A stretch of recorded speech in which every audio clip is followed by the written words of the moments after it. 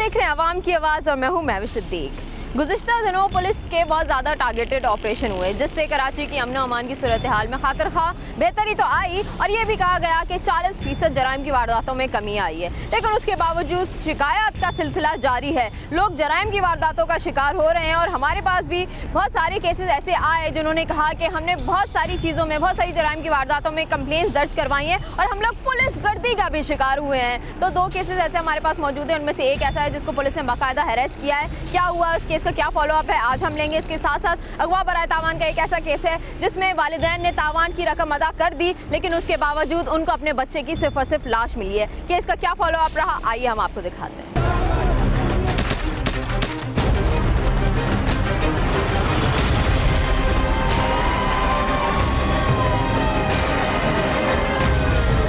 कुछ ऐसे केसेस जो कोर्ट में सुनवाई के मुंतजर हैं, इंसाफ के मुतलाशी गरीब मेहनतकश के पास कोर्ट के अलावा और कोई रास्ता नहीं अपने खिलाफ होने वाली नाइंसाफी का जवाब तलब करने के लिए।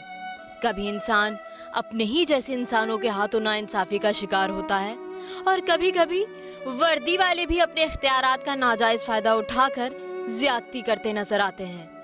और अब ये कोई नई बात नहीं, बेहिसी के इस दौर में कानून जंगल का और इंसान हैवान का रूप धारे हुए हैं। किसी के जज्बात, किसी के एहसासात की किसी को कोई परवाह नहीं।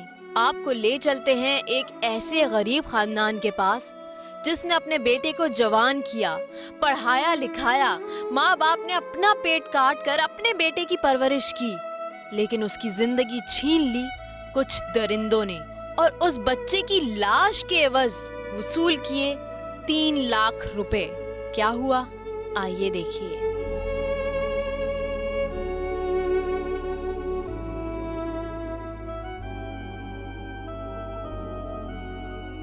मेरे सामने ही लेके गए। आपकी आंखों के सामने? जी, मुझे नहीं पता कि लोग मुझे मेरे बेटे को मारने के लिए लेके गए। हम लोग पहले वहाँ ये लोग करते ये काम कॉलोनी में इनके नाम में पहले के 50-60 FIR है। अच्छा, जिन्होंने अगवा किया उनके नाम पहले भी FIR कर चुकी हैं। अच्छा, पहले आप लोग कहीं और रहते थे तो वो उसको वहाँ से उठाया था? नहीं, यहाँ से उठाया। हम लोग तो यहाँ 8-9 साल हो गए इधर आए। जब बच्चे छोटे छोटे थे ना, हम उस मोहल्ले में रहते थे, लेकिन ये लोग 2 नंबर काम करते, ये चरस हिरोइन ये सब काम करते। पहले मोहल्ले में आप लोग रहते थे, उन लोगों ने आपके बेटे को अगवा किया? जी। फिर हम लोग वो मोहल्ला छोड़ दे अपने बच्चों को अच्छी तालीम देने के लिए वहाँ से इधर आ गए।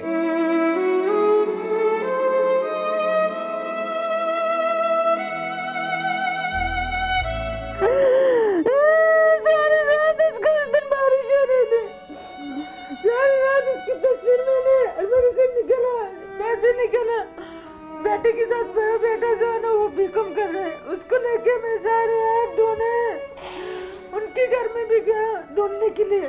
यानी आप खुद घूमी हैं ढूंढने के लिए? मैंने मेरे बेटे को लेके उसी घर में रात को पूरा रात भर गया, सबके घर में गया। अच्छा, आप उनके घर गई, आपको कुछ नजर नहीं आया? आपको लगा नहीं कि वो कहाँ है? ताला लगा हुआ था घर में। अच्छा, ताला तो उस घर के घर वाले नहीं थे, औरतें नहीं थी? नहीं, कोई भी नहीं थे, ताला लगा था। और इसके मामी के घर में गया, आसिफ की मामी के घर में गया, उसके घर में ताला खुला हुआ था। उसको मैंने बोला शाहिदा अरशद इधर आए, इसके बेटे के साथ भी, हमारे बेटे के साथ हम लोगों के साथ दुआ सलाम है। मैंने कहा अरशद इधर आया, कि नहीं बाजी अरशद तो नहीं आया।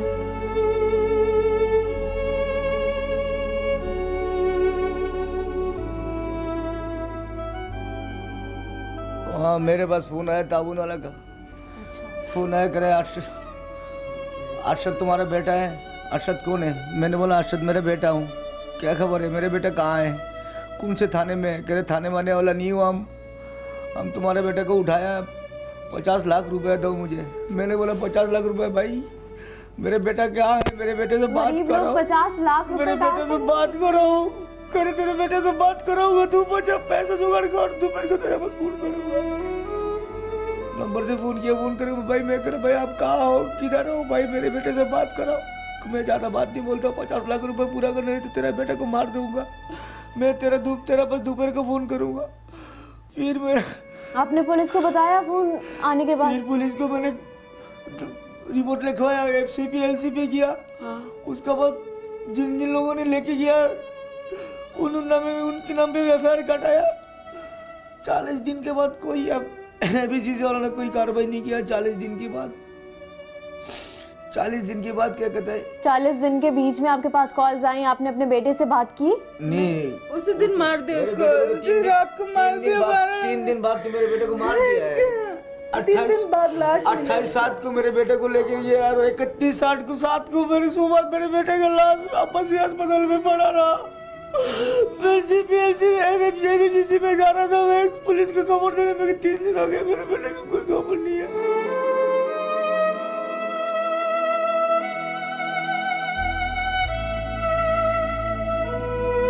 3 लाख रुपए मैंने दे के आया। 3 लाख रुपए आप देकर आए? किसके हाथ में दिए आपने? हाथ में नहीं दिया, हमारे जिस जगह पे रखने के लिए बोला था ऊंची जगह पे रखा है। अच्छा, फोन पे बता दिए जगह पे पता है। सोराब कोर्ट में कितने दिन बाद? लीमू कोर्ट में अगवा के कितने? उसी दिन? दूसरा दिन उसके तो आपने दो दिन के अंदर मतलब 1 दिन के अंदर आपने 3 लाख रुपए जमा किए? जमा किया है, पता नहीं कहाँ से जमा किया, कैसे जमा किया मेरे बेटे के लिए। और भी अगर और भी पैसा मांगते मैंने अपना खून बेच के मैं पूरा करता, मेरे बेटे को पुलिस मारता। मेरा बेटा इतना बड़ा हो गया था, हमने आपकी डॉक्टर के सारे इलाज मैं करूं, अपने बाप के साथ पढ़ता था और मेहनत करता था।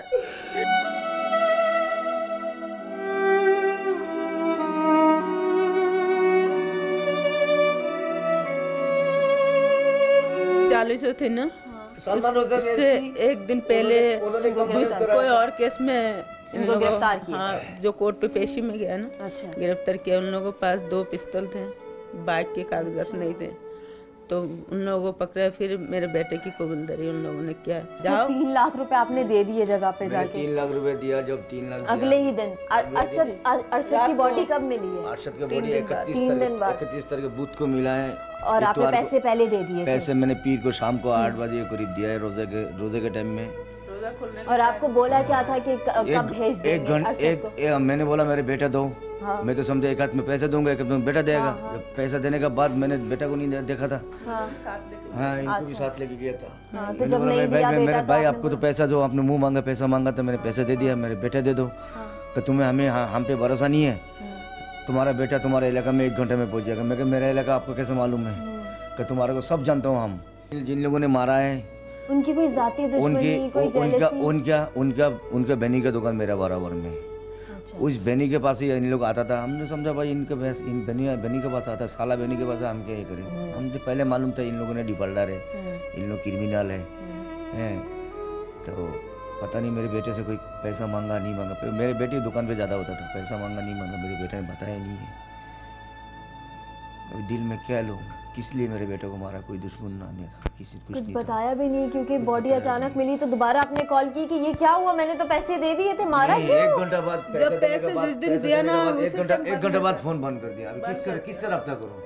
ये जो 3 मुस्लिम अभी जेल कस्टडी हुआ, 3 मुस्लिम जो ये क्या कहते हैं पेराडी थाना वाला ने पकड़ा, क्या कहते हैं चौधरी सलमान।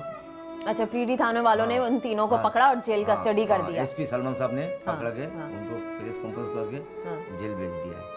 अभी देखिए पुलिस क्या हमारे सामने उन्होंने कबूल किया है, सब कुछ किया है। मेरे बेटे को मारा, कैसे लेके गया, दुपट्टे से उसको फंदा लगा। 2 दफा मेरे बेटे को मारा है, 1 दफा पंखा का साथ लटका के फांसी लगाया, उतरने के बाद मेरे बेटे का जाल था, मेरे बेटे को कंबल से मुंह बंद करके उसके बाद दोबारा मेरे बेटे को मारा है। मेरे बेटे को तो 2 कत्ल किया है, 2 दफा कत्ल किया है। कौन सा हिस्सा में अभी तक हिस्सा नहीं मिला। कातिलों ने धमकी दी है इन्हें, जितने हमारे रिश्तेदार हैं सबको मार देंगे, जो हमारे पीछे आ रहे हैं। मेरे बेटे को मार दे, रिश्तेदार तो आएंगे ना मिलने, उनको भी धमकी दे रहे हैं।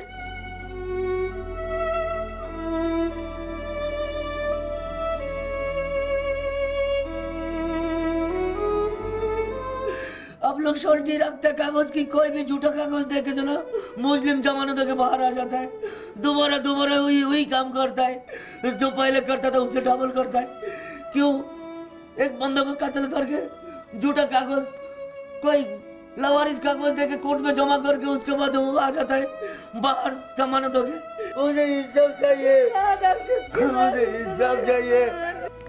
मेरे हाथ में ये जो आप देख रहे हैं किताब, ये किताब नहीं है, ये है क्रिमिनल रिकॉर्ड उन 7 लोगों का जो कि इनकी एफआईआर में नॉमिनेटेड हैं। और मुझे इतनी हैरत हो रही है कि इतने बड़े क्रिमिनल होते हुए भी इनको आज तक सजाएं नहीं हुई। मैं उनके नाम यहाँ पे बताती चलूँ। एक का नाम तुफज़ल है, जासिम है, मुमताज़ है, आलमगीर है, ज़िया है, बाबुल है, अनवार हुसैन है और तुफ़ैल है। और इसमें से अनवार जो है उसके ऊपर तो तकरीबन 14 केसेस हैं, किसी पे 8 केसेस हैं और 8 के साथ साथ किसी पे 4 हैं, किसी पे 5 है। हर मुजरिम ऐसा है, कोई ऐसा नहीं है जिसके ऊपर सिर्फ ये एक पहला केस हो, यानी ये लोग आदी मुजरिम है। कितनी हैरत की बात है कि पूरे कराची शहर में इनकी जराइम की वारदातें फैली हुई हैं। गुलशन इकबाल में इनके केस दर्ज हैं, मोबीना टाउन थाने में इनके केसेस दर्ज हैं, सरजानी टाउन में इनके केसेस दर्ज हैं। और ये देखें, ये सब आसपास के इलाकों में घूम रहे हैं, वहीं पे जराइम कर रहे हैं। तो थाने वालों को भी पता है यही आदी मुजरिम है, यही करते आ रहे हैं, लेकिन उसके बावजूद इनके केस स्ट्रॉन्ग नहीं बनाते। आईओ का यहाँ पे फॉल्ट है ना। इन्वेस्टिगेशन ऑफिसर जब तक सही तरीके से तफ्तीशी रिपोर्ट नहीं पेश करेगा तब तक इन्हें कैसे सजाएं होंगी, जब तक शवाहिद सबूत हाथ में नहीं होंगे।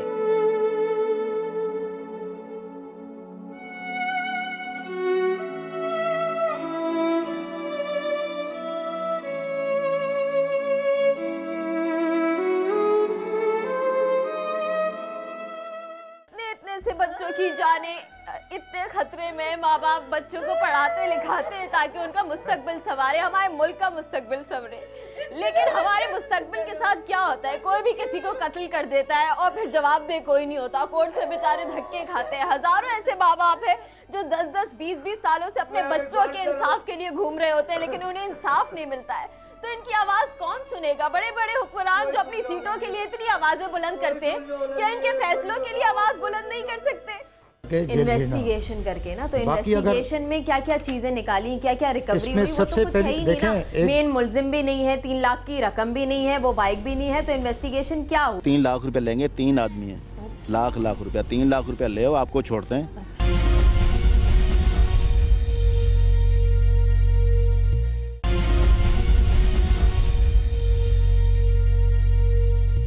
तमाम सवालात लेकर हम आ गए केस के इन्वेस्टिगेशन ऑफिसर खान तारिक के पास। इसमें जिया, बाबुल और जसीम 3 हमने जेल कस्टडी करा दिए आफ्टर इन्वेस्टिगेशन। अहमद अली और तुफ़ैल, इसके अलावा रहीमा और उसका बेटा आसिफ। तो ये लोग कराची के ही रहायशी हैं। इसमें सबसे बड़ी प्रॉब्लम मैं बताऊं, ये तुफ़ैल के 2 नाम हैं, तफजुल और तुफ़ैल। अच्छा। इसकी पूरी फैमिली जो है आज से 2-3 साल पहले ये बांग्लादेश सिलेंडर होके चले गए थे। अच्छा। उसके बाद इनका आईडी कार्ड वहीं पर FIA में सिलेंडर हुआ है। अच्छा। उसके बाद ये फिर दोबारा ये फैमिली वापस आई है और यहाँ आने के बाद इन्होंने फिर दोबारा वही जुआ सट्टा। अच्छा, पहले भी इलीगली थे, अब दोबारा ये आ गए वापस आ गए और फिर इन्होंने डुप्लीकेट बनवा के फिर ये रह रहे हैं। इन लोगों का कराची के मोबिना टाउन थाना, सरजानी थाना, गुलशन थाना, उसमें इनके खिलाफ, पूरी फैमिली के खिलाफ पूरे क्रिमिनल रिकॉर्ड, बाकायदा स्ट्रॉन्ग क्रिमिनल रिकॉर्ड इनका मौजूद है जी। तो ये बाकायदा जराइम पेशा पूरी फैमिली है, पूरी फैमिली। उसके अलावा इसका जो तुफ़ैल अलाइस कह लें, तफजुल, इसका बेटा भी एक पुलिस वाले के मर्डर में अभी जेल में है। अच्छा। और इन पे बड़े बड़े केसेस हैं, जना के केसेस हैं, मर्डर के केसेस हैं, मतलब ये लोग कुछ भी कर रहे हैं और काफी अरसे से करते आ रहे हैं। इनका मेन जो काम है सट्टा, जुआ और मंशात। अच्छा, आपने ट्रेस कैसे किया था इन्हें? इनको हमने मोबाइल टेलीफोन से ट्रेस किया है। अच्छा, ये जो शौकत है जिसको अभी आप लोग तलाश कर रहे हैं जी, इसके मोबाइल से ट्रेस किया था? इसके मोबाइल से इसका हमने CNIC नंबर लिया। अच्छा। जब ये मेन लोग पकड़े जाएंगे, क्योंकि ये जो थे इसमें हुआ यह था कि इसकी जो बहन है तुफ़ैल की जी, उसकी लड़की का और इसके बेटे का अरशद का एक ताल्लुक था आपस में। अच्छा। ये 16 साल का बच्चा है? 18 साल का बच्चा। अच्छा जी। तो वो लोग इस पे जोर दे रहे थे कि शादी कर लो। अच्छा। ये लोग करना नहीं चाहते थे क्योंकि फैमिली डिफॉल्टर थी जी। तो इन्होंने उसको मना किया, तो इनके आपस में पहले से डिस्प्यूट चल रहा था। अच्छा। इन्होंने उसको अगवा किया। उसमें जो तुफ़ैल है वो मेन किरदार है, जिसने और उसकी माँ ने इसको मरवाया, अगवा किया। ये लोग जो हैं ये सिर्फ अगवा करने में थे जो जेल जा चुके हैं। अगवा करने में इन्वॉल्व थे जो लोग जेल में, जो कत्ल में इन्वॉल्व थे, जिनकी अपनी साजिश थी, ये प्लान था, वो लोग मफरूर हैं। वो लोग मफरूर हैं। तो वो कैसे मफरूर हैं और ये लोग जेल कस्टडी हैं, वो लोग कैसे मफरूर हो गए, उनको क्यों नहीं ट्रेस कर पा रहे? कर रहे हैं। एक आदमी अभी उसकी पोजीशन है ठट्टा में है, वो रह रहा है। अच्छा। एक किसी फार्म पे। अच्छा। अब ठट्टा में फार्म कहाँ तक हम ढूंढ रहे हैं। इंशाल्लाह आपको 2-3 दिन में उसके रिजल्ट भी दे देंगे। 2-3 दिन इंशाल्लाह। आप बता रहे हैं 2-3 दिन? बिल्कुल। तो आप ये वाकई दावा कर रहे हैं? दावा कर रहे हैं कि हम उनके नज़दीक तक पहुंच चुके हैं ना। अच्छा।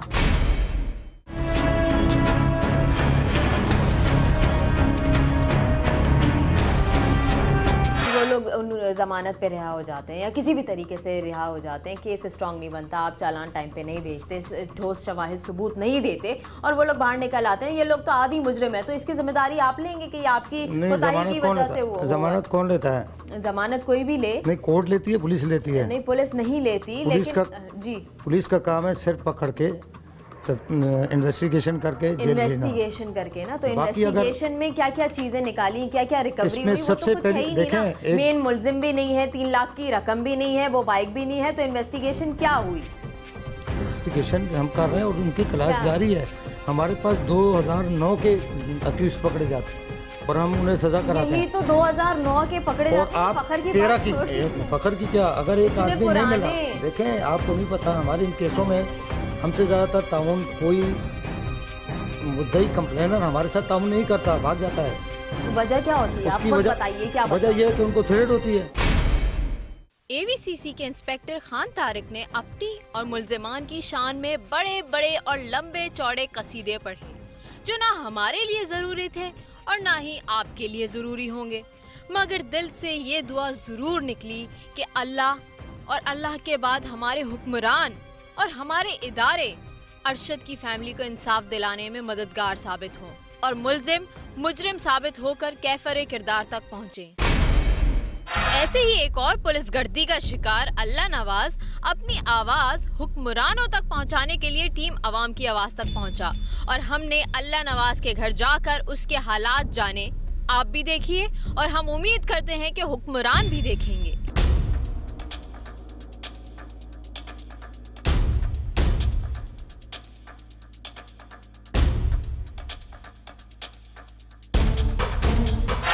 के अगेंस्ट इन्होंने पटिशन दायर की है कि सब इंस्पेक्टर गुलाब खान चांडिया, जिनका ताल्लुक एवीसीसी यानी anti violent crime cell garden Karachi से है, और एक है इंस्पेक्टर अब्दुल मुईज़, जिनका ताल्लुक पीराबाद थाने से है। तो ये 2 लोग हैं जिनके अगेंस्ट इन्होंने शिकायत दर्ज की है। मामला क्या है, ये लोग क्यों इनके हाथों शिकार बने हैं, ये हम इनसे जानते हैं। जी भाई, क्या हुआ था आप लोगों के साथ? यहाँ पे आए थे कुछ पुलिस वाले सिविल कपड़े में। हाँ, दीवार कूदे हैं, दीवार कूद कर आ गए हैं। तो रात का कुछ 2-2:30 का टाइम था, हम लोग सोए हुए थे। जैसे आए हमारे को उठा लिया, हमारे औरतों को उठा लिया, औरतों को धक्के दिए, नकाब उतारा औरतों का। हाँ, हम ऐसे मर्दों को जमा किया यहाँ पे हमारे को मारा यहाँ पे। फिर ऐसे ही समझ लो जैसे वो सामान हमारा घर का सामान था, सामान ऐसे निकाल के बाहर फेंका इस तरीके से कि कुछ पैसे थे, वो पैसे ले गए थे, कुछ 3-4 हज़ार मोबाइल वगैरह थे, कुछ ज़मरात थे। मेरी बेटी की ना शादी होने वाली थी पंजाब में, हम लोग जाने वाले थे। हाँ, अभी इस जगह में कितने ख़ानदान रहते हैं आप लोग? कुछ 6-7 घर रहते हैं सब एक साथ? रिश्तेदार आपस में हम लोग। अच्छा, बहन भाई सारे हैं? जी जी हाँ। अच्छा। तो ज़मरात थे 2 तोले तक, वो ज़मरात ले गए, कुछ पैसे, कुछ मोबाइल थे, इस तरीके से। फिर यहाँ पे हमारे को जमा किया, यहाँ पे मारा हमारे को, यहाँ से कपड़ा मुँह पे लपेट के ले गए थे।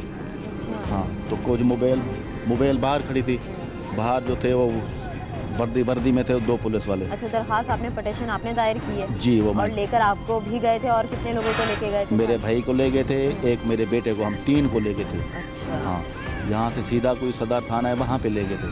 वहाँ पे सदर थाने क्यों लेके गए? यहाँ के इलाके का थाना कौन सा लगता है? यहाँ पे तो थाना नूरजहां लगता है। अच्छा, लेकिन सदर थाने वहाँ पे ले गए। मोबाइल कौन सी थी? मोबाइल को पीराबाद की थी। पीराबाद की मोबाइल लेकर गए सदर थाने, लेकिन यहाँ लगता है हाँ, जी। अच्छा, तो घर के अंदर कौन कौन लोग घुसे थे जिन लोगों के अगेंस्ट आपने ये FIR वो लॉन्च की है पटिशन? उसके अंदर अब्दुल मुईज़ और गुलाब चांडियो। हाँ। तो घर के अंदर कौन घुसा था? ये गुलाब चांडियो थी क्या, वो अफसर है ना, महबूब नाम उसका। वो भी थे 2 आदमी, मेरे सामने मेरे बेटे को मारा है उसने। अच्छा, दरखास्त में आपने ये भी लिखा है कि आपको इतना जख्मी किया, इतना मारा कि आप चलने फिरने के काबिल नहीं रहे? जी, हमने तो लिखा हुआ ऐसे भी। अच्छा, तो कहाँ मारा था, क्या आपको जख्म हुआ था? ये पाँव पे मारा था, टांगों पे, इस जगह पे। अच्छा, जी, तो इस जगह पे निशान यहाँ पे मारा था उन्होंने। तो मेरे ये रगें अभी तक कमज़ोर हो चुकी हैं, काम नहीं कर सकता। जी, इस तरीके से उन्होंने मारा था। फिर वहाँ पे मेरे भाई को उन्होंने छोड़, रात में हो रहा था, रात को। अच्छा। हाँ, रात को ऐसे ही किया था। फिर पीराबाद थाने में आपके भाई को छोड़ दिया? हाँ, उसको छोड़, वो ये कह रहे थे कि पैसे हम 3 लाख रुपए लेंगे, 3 आदमी हैं, लाख रुपया, 3 लाख रुपया ले, आपको छोड़ते हैं, पैसे ले, फिर इसकी नौकरी छोड़ देंगे, नहीं तो हम 8 दिन तफ्तीश कर सकते हैं। 8 दिन तुम लोगों को टॉर्चर कर सकते हैं? हाँ, 8 दिन हमारे को ऑर्डर है। अच्छा। 8 दिन हम अब आपने ये नहीं पूछा किस सिलसिले में तफ्तीश करोगे, मुझ पे क्या केस है, तुम मेरे घर में घुसे और वो बोलते हैं इस चीज़ को छोड़ो, वो तो बोलने नहीं देते ना, हमारे को इधर भी नहीं बोलने दिया, उधर भी नहीं बोलने दिया। इन तीनों को उठाया, आप में से किसी को नहीं उठाया? हमारे को उठाया, आप लोग पीछे भागे कि ये लोग कहाँ लेके जा रहे हैं? हमारे को अंदर से जब लेके आए ना, हमारे को बोलने भी नहीं दिया, जो बोला था उसको मार रहे थे। हाथ ऊपर बोलने, हाथ ऊपर करो, हाथ ऊपर करके मार रहे थे। ये नहीं बोले थे कि हम पुलिस वाले हैं, कौन है, हमने बोले थे डगेट है। उनके पास थे, सारे सिविल कपड़े में थे। अच्छा। तो यहाँ थे, हमारे को बोला सर जो ये अपने हाथ ऊपर करो, सर के ऊपर रखो। सब लोगों को, हमारे 10-12 बंदे जो घर के थे, मोबाइल भी हमारे ले गए, मोबाइल भी सब तो डकैती हुई ना? जी जी, वैसे हमने बोला पहले डगेट है, बाद उन्होंने बोला हम पुलिस वाले हैं। मेरे भाई को बोलता है इसको बोलो ये दरखास्त वापस कर ले, ये इसने बहुत गलत काम किया है, मुझे जानते नहीं हो। अच्छा। मेरा क्या होगा अभी, ये मीडिया वाले हैं, मीडिया वाले क्या करेंगे, जब ये क्या होगा, कुछ नहीं होगा। मैं जब पेश आए 1-2 मिल जाएंगी, कुछ नहीं होगा मेरा, यानी कोई इसका कुछ नहीं मेरा कोई कुछ नहीं बिगाड़ता। पूरी कराची मुझे जानती है, और मैं तुम्हारे को पंजाब से भी उठवा लूँगा, 10 पर्चे काट दूंगा, फिर क्या करोगे? अच्छा जी, ये तो सरासर धमकी है, ये सारी फ़ोन कॉल्स पे होते हैं। हाँ, इसी तरीके से यही बातें बोलते हैं। तो आप कुरान पाक रखें, मेरे को तो इस बात का इल्म ही नहीं। बच गया 30,000, 1,70,000 वहाँ लिए, 80 वहाँ लिए। जब पुलिस की तरफ से कोई एक्शन नहीं लिया जाता तो फिर लोग सामान देने पर मजबूर हैं।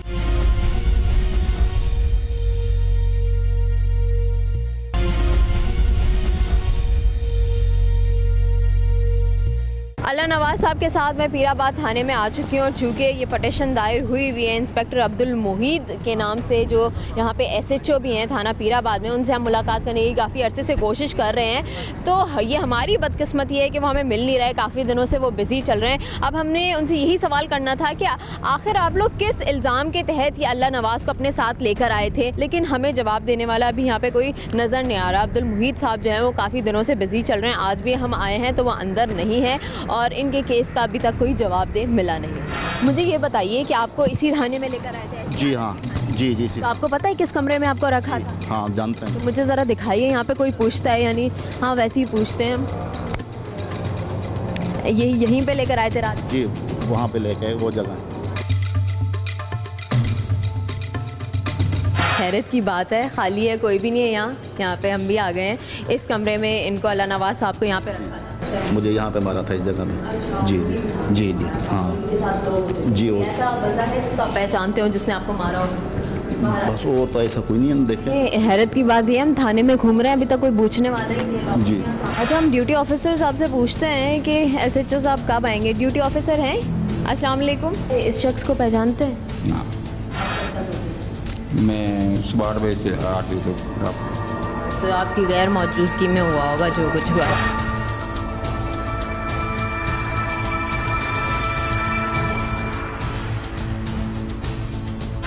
जब अब्दुल मुहीद न मिल सके तो हमने कोशिश की SP औरंगी टाउन चौधरी असद से सवाल करने की, तो उनसे मुलाकात होते ही उन्होंने कहा कि ये सारा मामला इन्वेस्टिगेशन मांगता है, क्योंकि कल को कोई भी किसी अफसर पर इल्ज़ाम लगा सकता है। तो इस केस को उन्होंने अपने DSP को फॉरवर्ड करते हुए हमें हिदायत की दोबारा SHO अब्दुल मुहीद के पास जाने की। तो हमने दोबारा रुख किया पीराबाद थाने।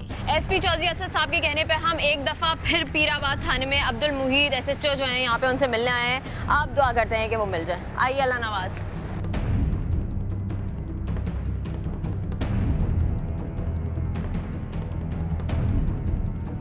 अस्सलाम वालेकुम अब्दुल मुहीद साहब। अच्छा, हमें SP साहब ने भेजा है कि अब आप अवेलेबल होंगे तो आपसे बात कर लें, तो आपसे बात हो सकती है? चलें।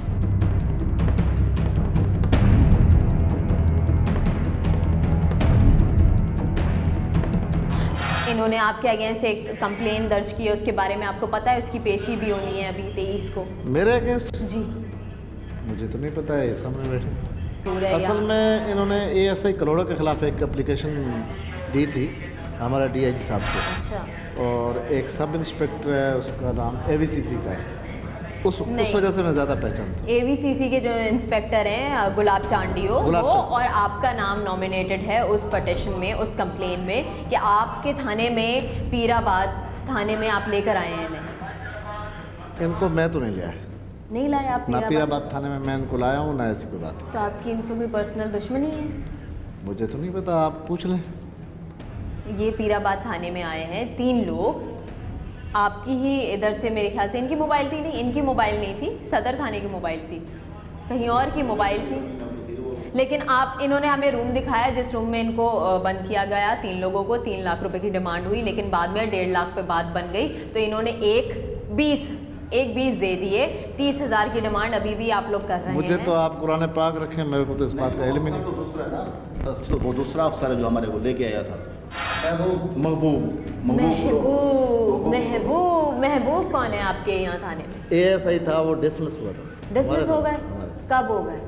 ये पिछले महीने में हुआ। किस वजह से हुए डिसमिस? वो एक केस भी था और शिकायत भी थी, इस वजह से हुई थी। मैंने खुद भी शिकायत की थी।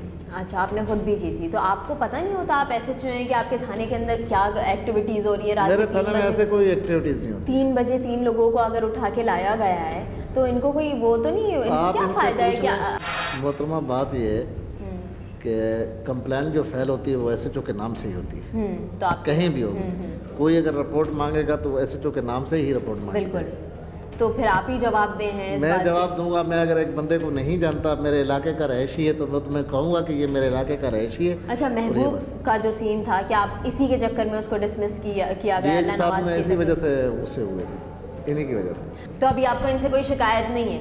नहीं, महबूब से है? हाँ, तो वो जो ले आया था ना, मुझे जो लेके और जो डिसमिस हो गया। हाँ, वो जो लेके आया था, उसमें मारा उसी ने, ज़्यादती उसी ने की। हमारे घर में वही घुसे हैं जो ज़्यादती की है ना, पहचानता तो हूँ ना। ठीक है, हमारा फर्ज था कि इनसे जवाब तलब करें, क्योंकि पीराबाद थाने में ये कार्रवाई हुई, इनको टॉर्चर पीराबाद थाने में किया। SHO साहब ने कहा मैं उन दिनों छुट्टी पे था, मेरे पीछे कुछ होता है तो मैं उसके अगेंस्ट एक्शन लूंगा, जो भी शख्स इस तरह के काम करेगा। और महबूब जिसने इनको उठाया, यहाँ पे लाके टॉर्चर किया, उसको डिसमिस कर दिया है कुछ महीनों पहले ही। कुछ महीने। और आपने खुद उसके अगेंस्ट शिकायत की? इन्हीं की शिकायत के ऊपर किया है। अच्छा, ठीक है, वो डिसमिस हो चुका है। खैर, हमें जवाब मिल गया इस सिलसिले।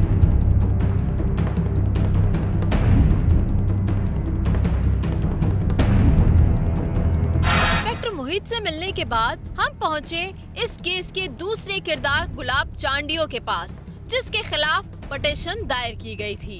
और हम आ पहुंचे AVCC, जहां ऑफ द रिकॉर्ड बहुत बातें हुई जो एक्चुअली रिकॉर्ड पर थी। ये मालिकों को पैसा रिटर्न कराया, रुपया बच गया 30,000, 1 लाख इन्होंने 70 वहां लिए, 80 वहां लिए, 80 वहां लिए। ये मैंने जो था 70 उनको लेकर नहीं, कुछ मिला 70 उनको वापस किए रिटर्न, जिनका इज्जत का मैटर था, जिनका केस था। और इनको मैंने वहाँ पुलिस से छुड़ाया। पुलिस को मैंने बोला कि यार जो बकाया 30,000 मिलेंगे, तुम्हें 10-5-2,000 में खर्चा दे दूंगा, मेहरबानी करो। हकीकत पूछो कि पहली दफा मैंने करोड़ों कैसे आपके इधर मैंने हाथ जोड़े कि मेरा सरदार फोन कर रहा है, मेरी इज्जत न गिर जाए। आप एक मैटर सॉल्व करवा रहे हैं, एक मैटर क्लियर कर रहे हैं, तो ये आप एक इंसान का सौदा करवा रहे हैं, समझो डीलिंग हो रही है। क्या सौदा? सौदा तो वो करके आए हैं, सौदा तो वो करके आए हैं, सौदा तो उन्होंने पहले सौदा उन्होंने कर दिया है, मैं उनको रिटर्न करा रहा हूँ। आप समझे? जिरगे के फैसले ये तो हमारा कानून नहीं मानता ना। अगर नहीं मानता कानून, जिरगे का बाकायदा हैसियत है, जिरगे को मजिस्ट्रेट का पावर है।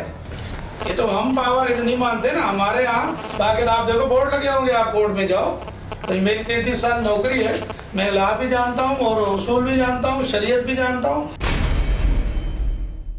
इन दोनों केसेस को लीगली डील कर रहे हैं एडवोकेट लियाकत अली खान साहब।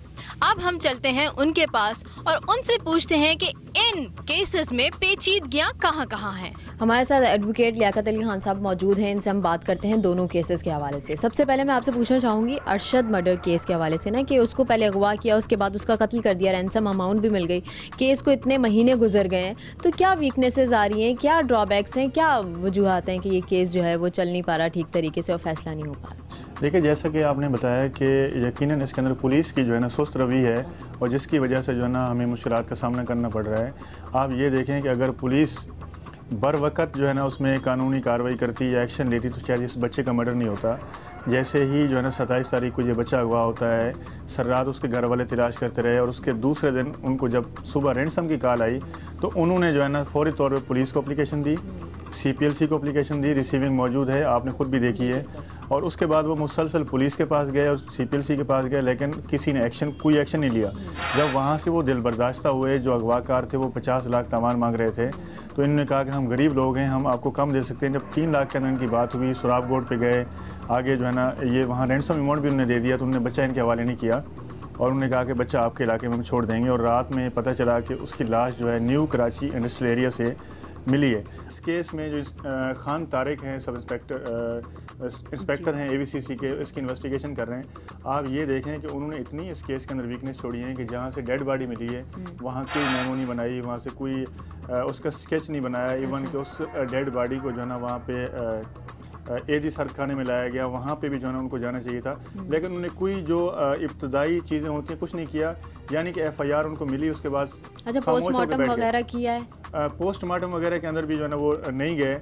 लेकिन मैं क्योंकि फिंगरप्रिंट्स तो शवाहिद होते हैं ना कि अगर मैं उसी तरफ आपको बता रहा हूँ कि उनको FIR मिली और FIR लेके वो दबा के बैठ गए। अच्छा। उनकी कोई कारकर्दगी नहीं है। मुदई जो है ना मुसलसल रोता और परेशान होता रहा, मुख्तलिफ जगहों पे जाता रहा, लेकिन उससे किसी ने नहीं सुनी। अच्छा। उसके बाद ये हुआ मुल्जमान क्योंकि क्रिमिनल थे, तिब्बत सेंटर के पास वो डकैती कर रहे थे, यहाँ एक और वारदात के अंदर वो पकड़े गए। अच्छा।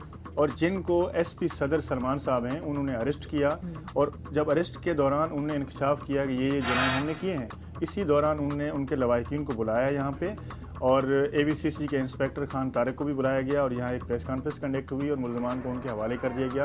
और उसके बाद क्या हुआ कि उनने उसमें जो एक मुल्ज़िम था आसिफ उनको छोड़ दिया, रहीमा उसके अंदर अब्सकॉन्डर थी, एक और भी मुल्ज़िम जो है ना उसके अंदर अब्सकॉन्डर था। बाकी जो मुल्ज़िम थे बाबल, जसीम, यासीन, उनको उन्होंने जो है ना ATC से रिमांड लेके उनको जेल कस्टडी करवा दिया। जब पुलिस की तरफ से कोई एक्शन नहीं लिया जाता तो फिर लोग तावान देने पर मजबूर हैं। उनको जहाँ से डेड बॉडी मिली है वहाँ पे मुशीर बनाए होंगे, इसने FIR दर्ज की है, मुदई है, जिन लोगों ने जो है ना इसने कोई प्रॉपर इन्वेस्टिगेशन नहीं की, जिन लोगों ने इसको अगवा होते हुए देखा, अब वहाँ कम से कम जो जाए वकुआ की जगह है जहाँ से डेड बॉडी मिली है वो चीज़ें तो वहाँ तो विटनेस मौजूद है ना। इन्वेस्टिगेशन ऑफिसर का काम ही है कि सारे शवाहिद जमा करना, सबूत जमा करना, लेकिन उन्होंने कुछ जमा नहीं किया। रात के वक्त डाकुओं की तरह घर में घुसे, बच्चों से, औरतों से बदतमीज़ी की, घर से सामान लूटा और नाजायज़ तौर पे 3 लोगों को गिरफ्तार किया और फिर उनसे पैसे मंगवाए। और ये कोई कागजी कार्रवाई नहीं हुई, ये ज़बानी कलामी सारी डीलिंग हुई है। तो इस तरह की हैरेसमेंट के केस में आपने क्या कार्रवाई की है, किस तरीके से कोई स्टेप ले सकता है, वो मुझे बताइए। देखिए, बात यह है कि मैं आपको क्लियर कर दूँ, ये जिस केस की आप बात कर रही हैं, एक अल्लाह नवाज़ नामी शख्स हैं जो कि नाथ नाज़माबाद में रहते हैं। 26/9/2013 को रात के 2:30 बजे उनके बाकौल जो उनकी कंप्लेन है कि मेरे घर में AVCC के एक इंस्पेक्टर हैं गुलाब खान चांडियो और उनके कुछ साथी रात के 2:30 बजे मेरे घर की दीवार फलांग के मेरे घर में दाखिल हुए, मुझे अरेस्ट किया, हमारी ख़वातीन के साथ बदतमीज़ी की, मेरे बेटे को अरेस्ट किया और मेरे भाई को उठा के हमें गार्डन में लाए।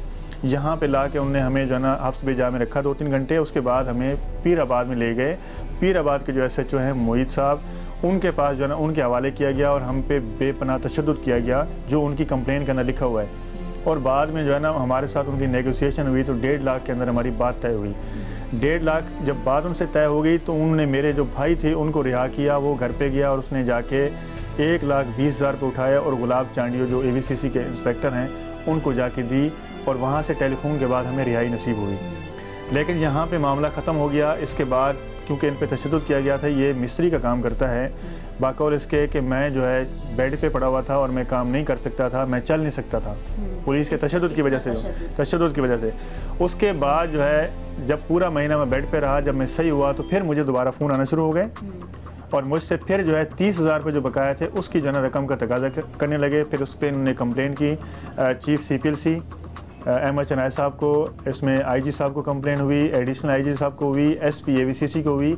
और उन कंप्लेंट्स के बाद जब वहाँ से कोई एक्शन नहीं हुआ तो फिर अदालत के अंदर हमने डिस्ट्रिक्ट एंड सेशन जज कराची साउथ के अंदर एक पिटिशन लगाई हरासमेंट की कि इनसे हमें बचाया जाए, हमें हरासा कर रहे हैं। वो ट्रांसफ़र होकर 3rd एडिशनल सेशन जज अब्दुल कुदूस मेमन साहब के पास चल रही हैं, जिसके अंदर अभी 23 तारीख है सब इंस्पेक्टर गुलाब खान को बुलाया गया है उसके अंदर, और SHO AVCC उसको भी कॉल किया गया है। साथ साथ जो है ना SP को भी डायरेक्शन दी गई है कि आप इनकी हाज़िरी को यकीनी बनाएं अदालत में।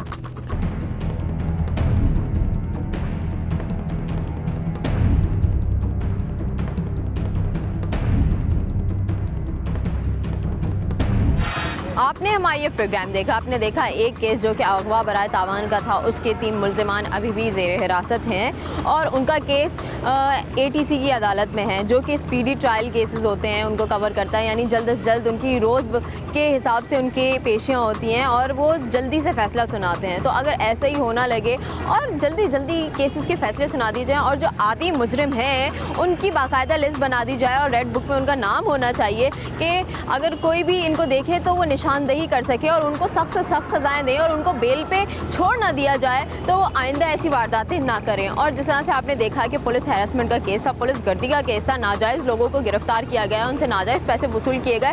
तो यहाँ पे कितनी अजीब और कितनी अफसरदा बात यह है कि अक्सर ऐसे केसेस होते हैं, गरीब लोग इसको हाईलाइट नहीं करते, किसी से शिकायत नहीं करते, वो ये सोच के कि हम मज़ीद शिकायत करेंगे मज़ीद मुसीबत में पड़ेंगे, जैसा कि अल्लाह नवाज़ के केस में हुआ कि वो उसने पटिशन भी दायर की, कंप्लेन भी दायर की, लेकिन उसके बावजूद उसको शवाहिद, सबूतों और गवाहों की ज़रूरत पेश आ रही है। तो उसके पास सिर्फ अपने ख़ानदान के और कोई गवाह नहीं है, लेकिन उसके बावजूद वो इंसाफ की तलाश में है। तो हमारी दरख्वास्त यही है अदालतों से और उन लॉयर से जो इन लोगों को गाइड करते हैं कि ऐसे लोगों की मजबूरियों का नाजायज़ फ़ायदा ना उठाएं। आप जितनी इनकी मदद कर सकते हैं मदद कीजिए और ऐसे आदि मुजरिम जो होते हैं उनको सख्त से सख्त सज़ाएँ मिलनी चाहिए, उनकी बेल भी नहीं होनी चाहिए ताकि वो दोबारा निकल के दोबारा से ऐसी वारदातें ना कर सकें। और इस हफ्ते के लिए बस इतना है। आपको हमारा प्रोग्राम कैसा लगा आप हमें बता सकते हैं हमारे फेसबुक पेज पे, और इसके अलावा आप ट्विटर पे फॉलो कर सकते हैं, SMS भी कर सकते हैं और आप हमारी टीम का हिस्सा भी बन सकते हैं। वो इस तरह कि आप अपने एरिया में होता हुआ कोई भी क्राइम देखें तो उसके बारे में हमें मुत्तला कीजिए। अवाम के आवाज़ की टीम अमर सिद्दीक को दीजिए इजाज़त। आवाज़ उठाइए, इनकलाब लाइए।